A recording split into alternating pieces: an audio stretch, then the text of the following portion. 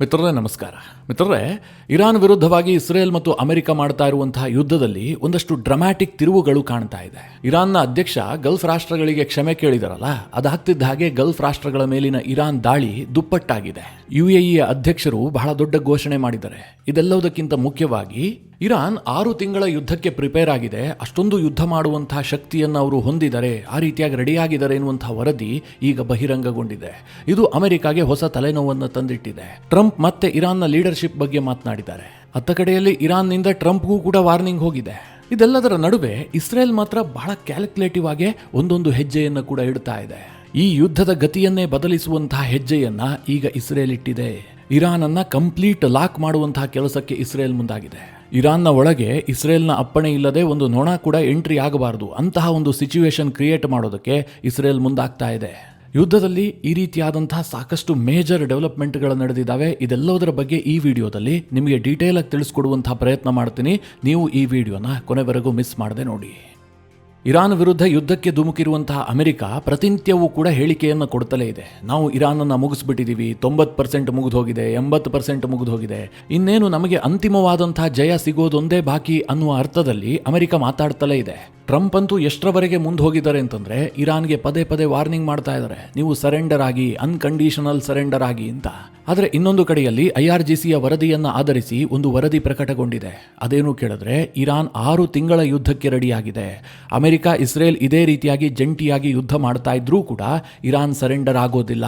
ಯಾಕೆ ಕೇಳಿದ್ರೆ ಅವರ ಯುದ್ಧದ ತಯಾರಿ ಇದೆಯಲ್ಲ, ಇದು 6 ತಿಂಗಳಿಗೆ ಬೇಕಾಗುವಷ್ಟಿದೆ. ಎಷ್ಟೇ ಹಾನಿ ಮಾಡಿದ್ರೂ ಕೂಡ ಅವರು ಜಗ್ಗೋದಿಲ್ಲ. ಈ ರೀತಿಯಾಗಿ AFP ವರದಿ ಮಾಡಿದೆ.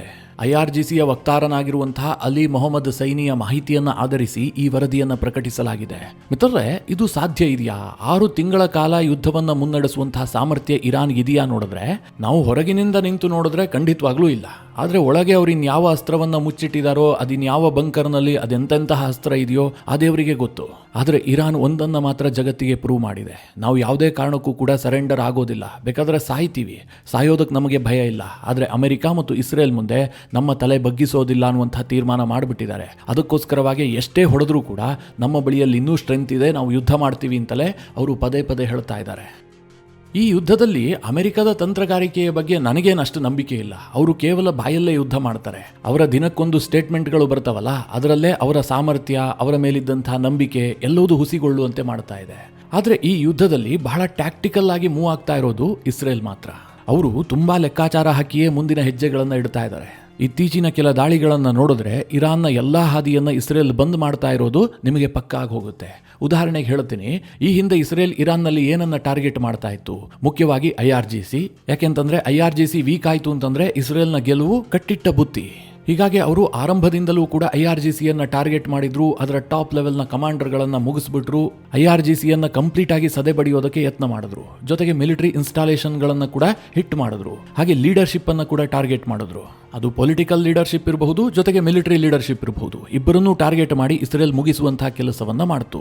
ಆದ್ರೆ ಈಗ ಇಸ್ರೇಲ್ ಇನ್ನೊಂದು ಹೆಜ್ಜೆಯನ್ನ ಮುಂದಿಟ್ಟು ಇರಾನ್ನ ನಾಗರಿಕರಿದಾರಲ್ಲ, ಅವರಿಗೆ ರಿಲೇಟ್ ಆಗುವಂತಹ ನೆಲೆಗಳನ್ನ ಹಿಟ್ ಮಾಡ್ತಾ ಇದೆ. ಈ ಯುದ್ಧದಲ್ಲಿ ಕೇವಲ ಸಾಮರ್ಥ್ಯ ಮಾತ್ರ ಮುಖ್ಯ ಆಗೋದಿಲ್ಲ. ನಮ್ಮ ಕೈಲಿ ಇಷ್ಟು ಸ್ಟ್ರೆಂತ್ ಇದೆ, ಇಷ್ಟೆಲ್ಲ ಬಾಂಬುಗಳಿದಾವೆ, ನಾವು ಹೋಗಿ ಅದನ್ನು ಸುರಿದು ಬಿಡ್ತೀವಿ, ಅವರು ಸರೆಂಡರ್ ಆಗಿಬಿಡ್ತಾರೆ, ಹಾಗಾಗೋದೇ ಇಲ್ಲ. ಅಮೆರಿಕಾಗೆ ಇನ್ನೂ ಕೂಡ ಆ ಜ್ಞಾನ ಇಲ್ಲ, ಆದ್ರೆ ಇಸ್ರೇಲ್ಗಿದೆ. ಹೀಗಾಗಿ ಅವ್ರೇನ್ ಮಾಡ್ತಾ ಇದ್ದಾರೆ, ಇರಾನ್ನ ಜನಸಾಮಾನ್ಯರಿಗೆ ಈ ಯುದ್ಧದ ಬಿಸಿ ನೇರವಾಗಿ ಮುಟ್ಟಬೇಕು. ಆಗ ಇರಾನ್ನಲ್ಲಿ ಒಂದು ಕಿಡಿ ಹತ್ಕೊಳ್ಳುತ್ತೆ, ಅವರು ಬೀದಿಗಿಳಿತಾರೆ. ಇರಾನ್ನ ಸರ್ಕಾರದ ವಿರುದ್ಧವಾಗಿ ಪ್ರತಿಭಟನೆಗಳು ಮತ್ತೆ ಆರಂಭಗೊಳ್ತವೆ. ಆ ಪ್ರತಿಭಟನೆಗೆ ಕಿಚ್ಚು ಹಚ್ಚುವಂತಹ ಕೆಲಸವನ್ನ ಇಸ್ರೇಲ್ ಮಾಡ್ತಾ ಇದೆ. ಅದು ಹೇಗೆ ಕೇಳಿದ್ರೆ, ಇದೇ ಮೊಟ್ಟ ಮೊದಲ ಬಾರಿಗೆ ಇರಾನ್ನ ಆಯಿಲ್ ಫೀಲ್ಡ್ಗಳನ್ನು ಟಾರ್ಗೆಟ್ ಮಾಡಿದೆ. ಮಿತ್ರರೇ, ಇವತ್ತು ನಮ್ಮ ದೇಹಕ್ಕೆ ರಕ್ತ ಎಷ್ಟು ಇಂಪಾರ್ಟೆಂಟೋ, ಇರಾನ್ ಇವತ್ತು ನಡಿಬೇಕು ಅಂತಂದ್ರೆ ಅಲ್ಲಿಗೆ ಆಯಿಲ್ ಕೂಡ ಅಷ್ಟೇ ಇಂಪಾರ್ಟೆಂಟ್. ಇರಾನ್ನ ಜೀವಸೆಲೆಯೇ ಆಯಿಲ್. ಇಸ್ರೇಲ್ ಇಷ್ಟು ದಿನ ಅದನ್ನ ಟಾರ್ಗೆಟ್ ಮಾಡಿರಲಿಲ್ಲ, ಈಗ ಅದನ್ನು ಕೂಡ ಟಾರ್ಗೆಟ್ ಮಾಡ್ತಾ ಇದೆ. ಆದರೆ ಇಸ್ರೇಲ್ ಏನ್ ಹೇಳ್ಕೊಂಡಿದೆ ಅಂತಂದ್ರೆ, ನಾವು ಇರಾನ್ನ ಎಕಾನಮಿಗೆ ಹೊಡೆಯುವಂತಹ ಪ್ರಯತ್ನ ಮಾಡಿಲ್ಲ, IRGCಗೆ ಸೇರಿದಂತಹ ಆಯಿಲ್ ಸ್ಟೋರೇಜ್ ಅನ್ನ ನಾವು ಹೊಡೆದು ಹಾಕಿದೀವಿ.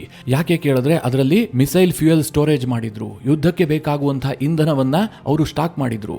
ಅದಕ್ಕೋಸ್ಕರವಾಗಿ ನಾವು ಅದನ್ನ ಹಿಟ್ ಮಾಡಿದೀವಿ. ಇದರಿಂದ ಇರಾನ್ನ ಎಕಾನಮಿಗೆ ಹೊಡೆಯುವಂತಹ ಉದ್ದೇಶ ನಮ್ಮದಲ್ಲ ಅಂತ ಇಸ್ರೇಲ್ ಹೇಳ್ಕೊಂಡಿದೆ. ಆದ್ರೂ ಕೂಡ ನೆನಪಿರ್ಲಿ ಮಿತ್ರರೇ, ಇರಾನ್ನ ಆಯಿಲ್ ಫೀಲ್ಡ್ಗೆ ಇಸ್ರೇಲ್ ಹೊಡಿತಾ ಇದೆ ಅಂತಂದ್ರೆ ಅದು ನೇರವಾಗಿ ಇರಾನ್ನ ಎಕಾನಮಿಗೆ ಹೊಡೆಯುತ್ತೆ.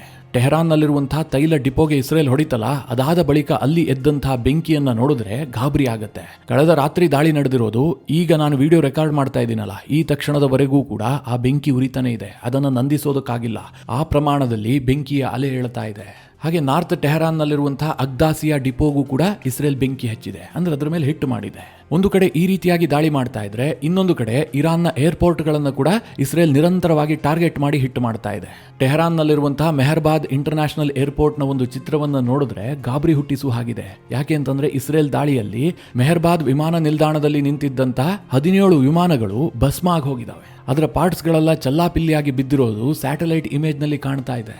ಒಂದು ಕಡೆ ಇರಾನ್ನ ಕಡಲ ತೀರಕ್ಕೆ ಅಮೆರಿಕ ಅಟ್ಯಾಕ್ ಮಾಡ್ತಾ ಇದೆ. ಹೀಗಾಗಿ ಇರಾನ್ಗೆ ಹೊರಗಿನಿಂದ ಬರುವಂತಹ ಎಲ್ಲಾ ವಸ್ತುಗಳಲ್ಲಿ ವಿಳಂಬ ಆಗುತ್ತೆ, ವ್ಯತ್ಯಯ ಆಗುತ್ತೆ.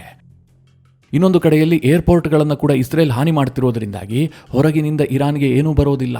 ಯುದ್ಧ ಆಗ್ತಾ ಇರಲಿ, ಏನೇ ಆಗ್ತಾ ಇರಲಿ, ನಾವು 3 ಹೊತ್ತು ಊಟ ಮಾಡಬೇಕು ತಾನೆ. ಜೀವನ ನಡಿಬೇಕಾದ್ರೆ ಕೆಲವೊಂದಷ್ಟು ಅವಶ್ಯಕ ವಸ್ತುಗಳು ಬೇಕೇ ಬೇಕಲ್ವಾ. ಇರಾನ್ಗೆ ಅಂತಹ ಅವಶ್ಯಕ ವಸ್ತುಗಳು ಬಹುತೇಕ ಹೊರಗಡೆಯಿಂದಲೇ ಬರಬೇಕು. ಅದೊಂದು ದೊಡ್ಡ ದೇಶವಾಗಿದ್ರೂ ಕೂಡ ಆಹಾರ ವಸ್ತುಗಳಿಗಾಗಿ ಅವರು ಬೇರೆ ದೇಶಗಳ ಮೇಲೆ ಡಿಪೆಂಡ್ ಆಗಿದ್ದಾರೆ. ಈಗ ಇಸ್ರೇಲ್ ತನ್ನ ದಾಳಿಯಲ್ಲಿ ಇವುಗಳನ್ನೇ ಡಿಸ್ಟರ್ಬ್ ಮಾಡ್ತಿರೋದ್ರಿಂದಾಗಿ ಇರಾನ್ನಲ್ಲಿ ವಿಪರೀತವಾಗಿ ಬೆಲೆ ಏರಿಕೆ ಆಗುತ್ತೆ. ಹೇಳಿ ಕೇಳಿ ಇರಾನ್ನಲ್ಲಿ ಬೆಲೆ ಏರಿಕೆ ಅಂತಲೇ ಕಳೆದ 2 ತಿಂಗಳ ಹಿಂದೆ ಜನ ಪ್ರತಿಭಟಿಸಿದ್ರು. ಯಾವ ಮಟ್ಟಿನ ಪ್ರತಿಭಟನೆ ಆಗಿತ್ತು, ಎಷ್ಟರ ಮಟ್ಟಿಗೆ ಜನಜೀವನ ಅಸ್ತವ್ಯಸ್ತಗೊಂಡಿತ್ತು ಅಂತ ಇಡೀ ಜಗತ್ತೇ ನೋಡಿದೆ. ಅಂತಹದ್ರಲ್ಲಿ ಈಗ ಯುದ್ಧ ಇಷ್ಟು ಕಾಲ ಮುಂದುವರಿತಾ ಇದೆ. ಇಸ್ರೇಲ್ ಇರಾನ್ಗೆ ಬರುವಂತಹ ಎಲ್ಲಾ ಹಾದಿಯನ್ನ ಬಂದ್ ಮಾಡ್ತಾ ಇದೆ. ಹೀಗಾಗಿ ಜನ ಅಲ್ಲಿ ಬದುಕಲಾರದಂತಹ ಸ್ಥಿತಿ ನಿರ್ಮಾಣ ಆಗತ್ತೆ. ಆಗ ಜನ ಏನ್ ಮಾಡ್ತಾರೆ? ಬೀದಿಗಿಳಿತಾರೆ, ಸರ್ಕಾರದ ವಿರುದ್ಧ ಪ್ರತಿಭಟಿಸ್ತಾರೆ. ಅಲ್ಲಿನ ವ್ಯವಸ್ಥೆ ಯುದ್ಧವನ್ನ ಕಂಟಿನ್ಯೂ ಮಾಡುವಂತಹದ್ದು ಕಷ್ಟ ಆಗತ್ತೆ. ಹೀಗೆ ಇಸ್ರೇಲ್ ಬಹಳ ಲೆಕ್ಕಾಚಾರ ಹಾಕೊಂಡು ಈ ಯುದ್ಧದಲ್ಲಿ ಮುಂದುವರಿತಾ ಇದೆ. ಇನ್ನು ಈ ನಡುವೆ ನೆತನ್ಯಾಹು ಇರಾನ್ನ ಜನರಿಗೊಂದು ಆಪ್ಷನ್ ಕೊಟ್ಟಿದ್ದಾರೆ. ಜೊತೆಗೆ ಅಲ್ಲಿನ ಸರ್ಕಾರಕ್ಕೂ ಕೂಡ ಕೊನೆಯ ವಾರ್ನಿಂಗ್ ಮಾಡಿದ್ದಾರೆ. IRGC ಶಸ್ತ್ರತ್ಯಾಗ ಮಾಡಿದ್ದೆ ಆದರೆ ಅವರನ್ನ ಇಸ್ರೇಲ್ ಕ್ಷಮಿಸುತ್ತೆ, ಯಾವುದೇ ಕಾರಣಕ್ಕೂ ಅವರನ್ನ ಶಿಕ್ಷೆಗೊಳಪಡಿಸೋದಿಲ್ಲ. ಹಾಗೆ ಇರಾನ್ನ ಸರ್ಕಾರ ಸರೆಂಡರ್ ಆಗಲೇಬೇಕು, ಅವ್ರಿಗೆ ಬೇರೆ ದಾರಿ ಇಲ್ಲ. ಹಾಗೆ ನಾನು ಇರಾನ್ನ ಜನರಿಗೆ ಮನವಿ ಮಾಡ್ತಾ ಇದ್ದೀನಿ, ನೀವು ನಿಮ್ಮ ಸರ್ಕಾರವನ್ನ ಬದಲಾಯಿಸಿ, ನಿಮ್ಮ ಭವಿಷ್ಯ ನಿಮ್ಮ ಕೈನಲ್ಲಿದೆ. ನಾಯಕತ್ವವನ್ನ ಇರಾನ್ನ ಜನ ವಹಿಸಿಕೊಳ್ಳಲಿ. ನಾವು ಯಾವುದೇ ಕಾರಣಕ್ಕೂ ಕೂಡ ಇರಾನನ್ನ ವಿಭಜಿಸೋದಕ್ಕೆ ಇಷ್ಟಪಡೋದಿಲ್ಲ. ಇರಾನನ್ನ ಈ ವ್ಯವಸ್ಥೆಯಿಂದ ಮುಕ್ತಗೊಳಿಸಬೇಕು, ಇದು ನಮ್ಮ ಉದ್ದೇಶವಾಗಿದೆ. ಅದಕ್ಕೋಸ್ಕರವಾಗಿ ಈ ಯುದ್ಧವನ್ನ ನಾವು ಕಂಟಿನ್ಯೂ ಮಾಡ್ತಲೇ ಇರ್ತೀವಿ ಅಂತ ನೆತನ್ಯಾಹು ಹೇಳಿಕೆ ಕೊಟ್ಟಿದ್ದಾರೆ. ಹಾಗೆ ಅವರು ಇನ್ನೊಂದು ಮಾತನ್ನ ಹೇಳಿದ್ದಾರೆ, ಇರಾನ್ ಮತ್ತು ಇಸ್ರೇಲ್ ಬಹಳ ಹತ್ತಿರದ ಸ್ನೇಹಿತರಾಗುವಂತಹ ದಿನಗಳು ದೂರ ಇಲ್ಲ. ಅಂದ್ರೆ ಈ ಹಿಂದೆ 1979ಕ್ಕೆ ಮುಂಚೆ ಇದ್ದಂತಹ ಸರ್ಕಾರದ ರೀತಿಯಲ್ಲೇ ಇರಾನ್ನಲ್ಲಿ ನಾವು ಹೊಸ ಸರ್ಕಾರವನ್ನು ಸ್ಥಾಪನೆ ಮಾಡ್ತೀವಿ, ಅವರು ಇಸ್ರೇಲ್ಗೂ ಕೂಡ ಮಾನ್ಯತೆ ಕೊಡ್ತಾರೆ ಎನ್ನುವ ಅರ್ಥದಲ್ಲೇ ನೆತನ್ಯಾಹು ಮಾತನಾಡಿದ್ದಾರೆ. ಇನ್ನು ಮಿತ್ರರೇ, ಇಸ್ರೇಲ್ ಕೇವಲ ಇರಾನ್ ಮೇಲೆ ಮಾತ್ರ ಯುದ್ಧ ಮಾಡ್ತಾ ಇಲ್ಲ. ನಿಮಗೆಲ್ಲ ಗೊತ್ತೇ ಇದೆ, ಲೆಬನಾನ್ ಮೇಲೂ ಕೂಡ ಇಸ್ರೇಲಿಗರು ಎಗರಿ ಹೋಗಿದ್ದಾರೆ. ಅಲ್ಲಿದ್ದಂತಹ ಹಿಜ್ಬುಲ್ಲಾಗಳ ಮೇಲೆ ನಿರ್ಣಾಯಕ ಯುದ್ಧವನ್ನು ಮಾಡ್ತಾ ಇದ್ದಾರೆ. ಯಾವ ಮಟ್ಟಿಗೆ ಕೇಳಿದ್ರೆ, ಕಂಪ್ಲೀಟ್ ಹಿಜ್ಬುಲ್ಲಾ ಮುಕ್ತ ಲೆಬನಾನ್ ಅನ್ನು ನಿರ್ಮಾಣ ಮಾಡೋದಕ್ಕೆ ಇಸ್ರೇಲ್ ಸಂಕಲ್ಪ ಮಾಡದಂತೆ ಕಂಡು ಬರ್ತಾ ಇದೆ. ಅದರಲ್ಲಿ ಅವರಿಗೊಂದು ದೊಡ್ಡ ಯಶಸ್ಸು ಕೂಡ ಸಿಕ್ಕಿದೆ. ಲೆಬನಾನ್ನಲ್ಲಿದ್ದಂತಹ ಇರಾನ್ನ ರಾಯಭಾರಿಗಳು ಹೇಳದೆ ಕೇಳದೆ ರಷ್ಯಾಗೆ ಶಿಫ್ಟ್ ಆಗಿದ್ದಾರೆ. ಈ ಹಿಂದೆ ಲೆಬನಾನ್ನ ಸರ್ಕಾರ ಒಂದು ತೀರ್ಮಾನವನ್ನ ಮಾಡಿತ್ತು, ನಾನು ನಿಮಗೆ ವಿಡಿಯೋದಲ್ಲೂ ಕೂಡ ಮಾಹಿತಿ ಕೊಟ್ಟಿದ್ದೆ. ಅದೇನು ಕೇಳಿದ್ರೆ, ಲೆಬನಾನ್ನಲ್ಲಿ IRGCಯನ್ನು ನಾವು ಅಧಿಕೃತವಾಗಿ ಬ್ಯಾನ್ ಮಾಡಿದ್ದೀವಿ, ಅವರ ಯಾವುದೇ ಚಟುವಟಿಕೆಗಳಿಗೂ ಕೂಡ ಅವಕಾಶ ಇಲ್ಲ ಅಂತ ಲೆಬನಾನ್ನ ಸರ್ಕಾರ ಹೇಳಿತ್ತು. ಹಾಗೆ ಇರಾನ್ಗಿದ್ದಂತಹ ವೀಸಾ ಫ್ರೀ ಎಂಟ್ರಿಯನ್ನು ಕೂಡ ಅವರು ಬಂದ್ ಮಾಡಿದ್ರು. ಇದಾಗ್ತಿದ್ದ ಹಾಗೆ ಇಸ್ರೇಲ್ ಬಹಳ ಅಗ್ರೆಸಿವ್ ಆಗಿ ಹಿಜ್ಬುಲ್ಲಾಗಳ ಮೇಲೆ ದಾಳಿ ಮಾಡ್ತು. ಅಷ್ಟು ಮಾತ್ರ ಅಲ್ಲ, ಲೆಬನಾನ್ನಲ್ಲಿದ್ದಂತಹ ಇರಾನ್ನ ರಾಯಭಾರ ಕಚೇರಿಯ ಪಕ್ಕದಲ್ಲೇ ಇಸ್ರೇಲ್ ಬಾಂಬ್ ಹಾಕಿತ್ತು. ಆ ಸಂದರ್ಭದಲ್ಲಿ ಇಸ್ರೇಲ್ ಒಂದು ಹೇಳಿಕೆಯನ್ನು ಬಿಡುಗಡೆ ಮಾಡಿತ್ತು, ಇಮಿಡಿಯೇಟ್ ಆಗಿ ಇರಾನ್ನ ಸಿಬ್ಬಂದಿಗಳು ಅಲ್ಲಿಂದ ಜಾಗ ಖಾಲಿ ಮಾಡಬೇಕು, ಇಲ್ಲದೆ ಹೋದ್ರೆ ನಾವು ಇರಾನ್ನ ರಾಯಭಾರ ಕಚೇರಿ ಏನು ಲೆಬನಾನ್ನಲ್ಲಿದೆ ಅದನ್ನು ಕೂಡ ಉಡಾಯಿಸ್ತೀವಿ ಅಂತ ಇಸ್ರೇಲ್ ಹೇಳಿಕೆ ಬಿಡುಗಡೆ ಮಾಡಿತ್ತು. ಅದಾಗ್ತಿದ್ದ ಹಾಗೆ ಈ ಬೆಳವಣಿಗೆ ನಡೆದಿದೆ. 150 ಮಂದಿ ಇರಾನ್ನ ರಾಯಭಾರ ಕಚೇರಿಯ ಸಿಬ್ಬಂದಿಗಳು ರಷ್ಯಾಗೆ ಶಿಫ್ಟ್ ಆಗಿದ್ದಾರೆ. ಯಾಕೆಂದ್ರೆ ಈ ತಕ್ಷಣಕ್ಕೆ ಇರಾನ್ಗೆ ಹೋಗೋದಕ್ಕೂ ಆಗೋದಿಲ್ಲ ಅಲ್ವಾ, ಹೀಗಾಗಿ ರಷ್ಯಾಗೆ ಪಲಾಯನ ಮಾಡಿದ್ದಾರೆ. ಇನ್ನು ಟ್ರಂಪ್ ಅವರ ಇರಾನ್ ನಾಯಕತ್ವದ ಕುರಿತಾದಂತಹ ಹೇಳಿಕೆಗಳು ಹಾಗೆ ಮುಂದುವರಿತಾ ಇದೆ. ಈ ಹಿಂದೆ ಇರಾನ್ ಸರೆಂಡರ್ ಆಗಬೇಕು, ಇರಾನ್ನ ಮುಂದಿನ ನಾಯಕತ್ವವನ್ನು ಅಮೆರಿಕ ನಿರ್ಧಾರ ಮಾಡುತ್ತೆ, ಇರಾನ್ ನಾಯಕತ್ವದ ಆಯ್ಕೆಯಲ್ಲಿ ಅಮೆರಿಕದ ಪಾತ್ರ ಇರುತ್ತೆ ಅಂತ ಟ್ರಂಪ್ ಹೇಳಿಕೊಂಡಿದ್ರಲ್ಲ, ಈಗ ಅದಕ್ಕೆ ಇನ್ನೊಂದು ಸ್ವಲ್ಪ ಆ್ಯಡ್ ಮಾಡಿದ್ದಾರೆ. ಇರಾನ್ನಲ್ಲಿ ಯುದ್ಧದ ಬಳಿಕ ಬಹಳ ಒಳ್ಳೆಯ ನಾಯಕ ಆಯ್ಕೆ ಆಗಬೇಕು, ಆತ ಯುದ್ಧದ ಮನಸ್ಥಿತಿಯನ್ನು ಹೊಂದಿರಬಾರದು, ಇರಾನನ್ನ ಮತ್ತೆ ಯುದ್ಧಕ್ಕೆ ಕೊಂಡೊಯ್ಯುವಂತಹ ನಾಯಕನನ್ನ ನಾವು ಒಪ್ಪೋದಿಲ್ಲ. ಅಂದ್ರೆ ರ್ಯಾಡಿಕಲ್ ಮೈಂಡ್ ಸೆಟ್ನ ನಾಯಕ ಬರಬಾರದು ಅನ್ನೋದನ್ನ ಟ್ರಂಪ್ ಒತ್ತಿ ಹೇಳ್ತಾ ಇದ್ದಾರೆ. ಯಾಕೆ ಕೇಳಿದ್ರೆ, ಮುಂದಿನ 5-10 ವರ್ಷಕ್ಕೊಮ್ಮೆ ನಾವು ಇದೇ ರೀತಿಯಾಗಿ ಇರಾನ್ ವಿರುದ್ಧ ಯುದ್ಧಕ್ಕೆ ಹೋಗೋದಕ್ಕೆ ಸಾಧ್ಯ ಇಲ್ಲ, ಅದನ್ನು ಅಮೆರಿಕ ಬಯಸೋದಿಲ್ಲ. ಹೀಗಾಗಿ ಇರಾನ್ನಲ್ಲಿ ಇಸ್ರೇಲ್ ಮತ್ತು ಅಮೆರಿಕದ ವಿರುದ್ಧ ಇಲ್ಲದೇ ಇರುವಂತಹ ನಾಯಕನನ್ನ ನಾವು ಅಧಿಕಾರಕ್ಕೆ ತರ್ತೀವಿ ಅಂತ ಟ್ರಂಪ್ ಹೇಳ್ಕೊಂಡಿದ್ದಾರೆ. ನನಗೆ ಇದೊಂದು ವಿಚಾರದಲ್ಲಿ ಅಮೆರಿಕಾಗೆ ಬಹಳ ದೊಡ್ಡ ಯಶಸ್ಸು ಸಿಗುತ್ತೆ ಅಂತ ಅನ್ನಿಸ್ತಲೇ ಇಲ್ಲ. ಯಾಕೆ ಅಂತಂದರೆ ಸ್ಟಿಲ್ ಇರಾನ್ನಲ್ಲಿ ಅಯತುಲ್ಲಾ ಅಲಿ ಖಮೆನಾಯಿ ಮತ್ತು ಅಲ್ಲಿನ ಇಸ್ಲಾಮಿಕ್ ರೆಜೀಮ್ ಬಗ್ಗೆ ಅಲ್ಲಿನ ಜನರ ಒಲವಿದ್ದಂತೆ ಕಾಣ್ತಾ ಇದೆ. ಭಾರೀ ವಿರೋಧ ಇದ್ದಿದ್ದೇ ಆಗಿದ್ರೆ ಇಷ್ಟೊತ್ತಿಗಾಗಲೇ ಏನೊಂದು ನಡೀತಾ ಇತ್ತು. ಅಮೆರಿಕ ಹೊರಗಿನಿಂದ ಎಷ್ಟೇ ಪ್ರಯತ್ನ ಮಾಡಿದ್ರೂ ಕೂಡ ಇದು ಅಷ್ಟಾಗಿ ಯಶಸ್ಸು ಸಿಗೋದಿಲ್ಲ. ಈಗ ಉದಾಹರಣೆಗೆ ಅಫ್ಘಾನಿಸ್ತಾನದಲ್ಲೇನಾಯಿತು, ಅಮೆರಿಕ 20 ವರ್ಷಗಳ ಕಾಲ ಅದೇ ನೆಲದಲ್ಲಿದ್ದು ಅಲ್ಲಿ ತನ್ನ ಸೇನೆಯನ್ನಿಟ್ಟು ಅಲ್ಲೊಂದು ಪ್ರಜಾಪ್ರಭುತ್ವ ಸ್ಥಾಪನೆಗೆ ಯತ್ನ ಮಾಡಿತು. ಆದರೆ ತಾಲಿಬಾನಿಗಳು ನಂತರ ಟೇಕ್ ಓವರ್ ಮಾಡಿಲ್ವಾ? ಈಗ ತಾಲಿಬಾನಿಗಳು ಇಡೀ ಅಫ್ಘಾನಿಸ್ತಾನದ ಕಂಟ್ರೋಲನ್ನು ಹೊಂದಿದ್ದಾರೆ.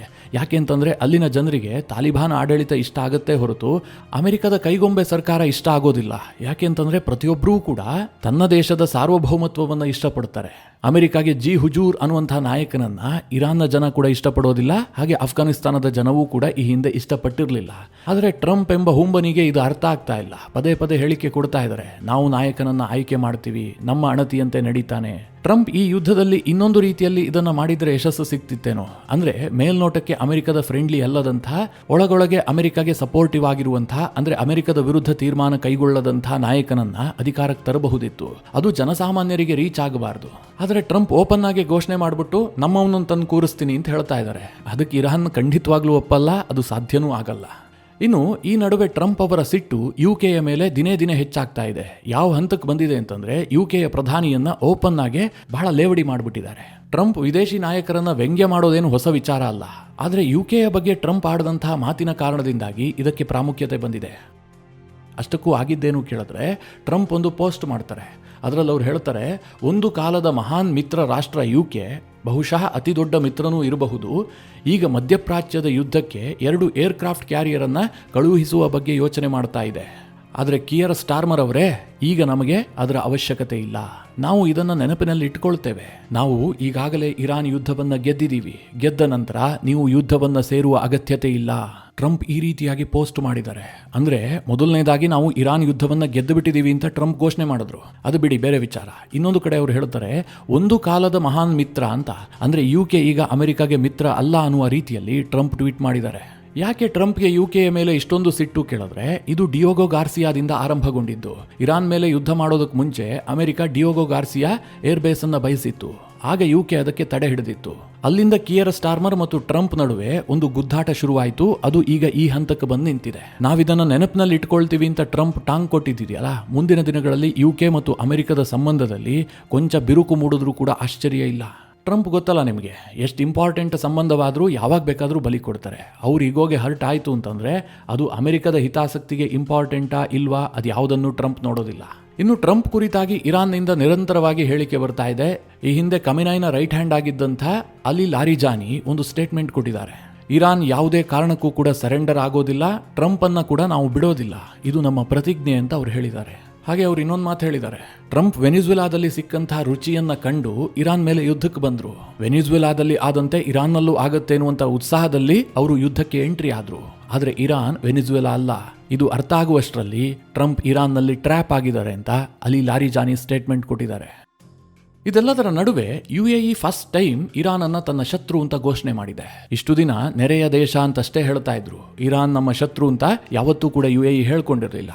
ಆದರೆ UAE ಅಧ್ಯಕ್ಷ MBZ, ಇರಾನ್ ನಮ್ಮ ಶತ್ರು, UAE ಅನ್ನು ನೋಡೋದಕ್ಕೆ ಬಹಳ ಸುಂದರವಾಗಿದೆ ಅಂತ ನೀವು ತಪ್ಪಾಗಿ ಗ್ರಹಿಸಬೇಡಿ. UAE ದೇಶದ ಕೈ ಇದೆಯಲ್ಲ, ಇದು ಬಹಳ ದೂರದವರೆಗೆ ತಲುಪುತ್ತೆ ಮತ್ತು ಅದು ಬಲವಾಗಿದೆ. ಹಾಗೆ ಮುಂದೆ ನಡೆಯುವಂತಹದ್ದಿದೆಯಲ್ಲ, ಇದು ನಮ್ಮನ್ನ ಜಗತ್ತಿನಲ್ಲಿ ಇನ್ನಷ್ಟು ಬಲಿಷ್ಠರನ್ನಾಗಿ ತೋರಿಸುತ್ತೆ.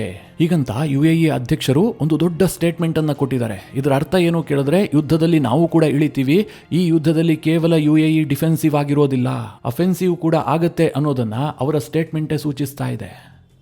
ಇನ್ನು ಇರಾನ್ನ ಅಧ್ಯಕ್ಷರು ನಿನ್ನೆ ಒಂದು ಸ್ಟೇಟ್ಮೆಂಟ್ ಕೊಟ್ಟಿದ್ರಲ್ಲ, ನಾವು ಈ ಯುದ್ಧದಲ್ಲಿ ಗಲ್ಫ್ ರಾಷ್ಟ್ರಗಳನ್ನು ಟಾರ್ಗೆಟ್ ಮಾಡಿದ್ದು ತಪ್ಪಾಗಿದೆ, ನಮ್ಮನ್ನು ಕ್ಷಮಿಸ್ಬಿಡಿ, ಈ ತಕ್ಷಣದಿಂದ ನಾವು ಗಲ್ಫ್ ರಾಷ್ಟ್ರಗಳ ಮೇಲೆ ದಾಳಿ ಮಾಡೋದಿಲ್ಲ ಅಂತ. ಹೀಗೆ ಇರಾನ್ನ ಅಧ್ಯಕ್ಷ ಪೆಜೆಶ್ಕಿಯಾನ್ ಈ ಸ್ಟೇಟ್ಮೆಂಟ್ ಅನ್ನು ಕೊಟ್ಟು ಆ ಕ್ಷಮೆ ಕೇಳಿದ ಬಳಿಕ ಗಲ್ಫ್ ರಾಷ್ಟ್ರಗಳ ಮೇಲಿನ ದಾಳಿ ದುಪ್ಪಟ್ಟಾಗಿದೆ.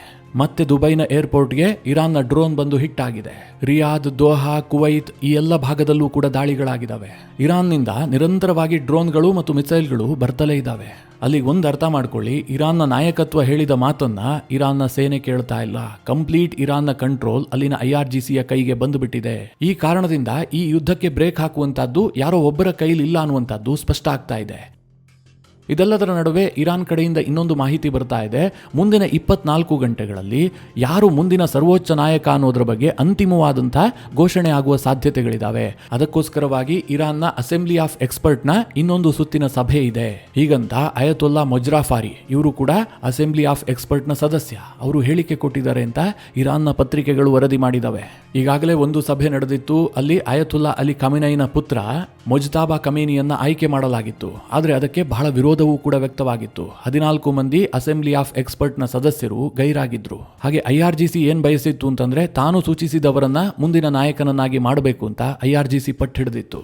ಈ ಎಲ್ಲ ಕಾರಣದಿಂದಾಗಿ ಮುಂದಿನ ಸರ್ವೋಚ್ಚ ನಾಯಕನ ಆಯ್ಕೆಯೂ ಕೂಡ ಬಹಳ ಗೊಂದಲದ ಗೂಡಾಗಿದೆ. ಇದರ ಪರಿಣಾಮ ಇರಾನ್ನಲ್ಲಿ ಅರಾಜಕತೆ ತಾಂಡವವಾಡುವಂತಹ ಸಾಧ್ಯತೆಗಳು ಕೂಡ ಇದ್ದಾವೆ. ಮಿತ್ರರೇ, ಇದಿಷ್ಟು ಇರಾನ್ನಲ್ಲಿ ಆಗ್ತಾ ಇರುವಂತಹ ಲೇಟೆಸ್ಟ್ ಡೆವಲಪ್ಮೆಂಟ್ಗಳ ಕುರಿತಾದಂತಹ ಮಾಹಿತಿ. ಈ ಎಲ್ಲ ವಿಚಾರಗಳ ಕುರಿತಾಗಿ ನಿಮ್ಮ ಅನಿಸಿಕೆ ಅಭಿಪ್ರಾಯಗಳೇನು ಕಮೆಂಟ್ ಮಾಡುವ ಮೂಲಕ ನಮಗೆ ತಿಳಿಸಿ. ಹಾಗೆ ನಿಮಗೆ ಈ ವಿಡಿಯೋ ಇಷ್ಟವಾದರೆ ಲೈಕ್ ಮಾಡಿ. ಜೊತೆಗೆ ನೀವಿನ್ನೂ ನಿಮ್ಮ ನೆಚ್ಚಿನ ಸಂಸ್ಕಾರ ಸೌರಭ ಯೂಟ್ಯೂಬ್ ಚಾನಲ್ನ ಸಬ್ಸ್ಕ್ರೈಬ್ ಮಾಡಿಲ್ಲ ಅಂತಾದರೆ ಈ ಕೂಡಲೇ ಸಬ್ಸ್ಕ್ರೈಬ್ ಮಾಡಿ. ಮುಂದಿನ ಎಲ್ಲ ಅಪ್ಡೇಟ್ಗಳ ನೋಟಿಫಿಕೇಷನ್ಗಾಗಿ ಬೆಲ್ ಐಕಾನ್ ಒತ್ತಿ.